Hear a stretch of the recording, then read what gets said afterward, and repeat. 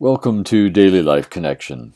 Today we're going to continue to explore who God is and what difference that makes in how we live. Yesterday we began to talk about the God of resurrection, Jesus declaring, "I am the resurrection and the life." Today I want to continue to talk about this idea of the importance of the resurrection, a God who is not only is resurrection, but brings about resurrection. In Romans chapter 6, it reads, "We have been buried with Christ by baptism into his death, so that just as Christ was raised from the dead by the glory of the Father, so too we may walk in newness of life." I'm so glad for the cross. That was the place where Jesus took care of the forces, the evil that stops new life, that stops life from flourishing, that keeps us from experiencing the wholeness and deliverance and rescue and transformation that God desires for his people. The cross took care of that. It says, excuse me, it says that on the cross, he disarmed the principalities and powers. He took away their ability. In Romans, Paul says also, "Sin shall not have dominion over you. It will not rule over you." On the cross, Christ took care of that. But it is in the resurrection that new life becomes possible. That flourishing of life becomes possible.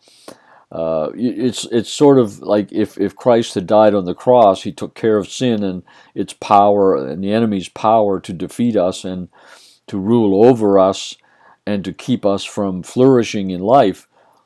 But then it would be we're on our own to live this new life. We're on our own to try and live better. But in the resurrection, he already brought to bear the newness of life. He brought new life up with him.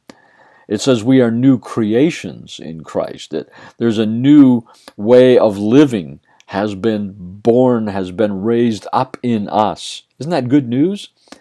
He is the resurrection and the life. It's through the resurrection that life is now enabled and empowered to flourish in and experience all the promises of God and to experience his creational purposes for us. So that's really good news today. Pretty simple one.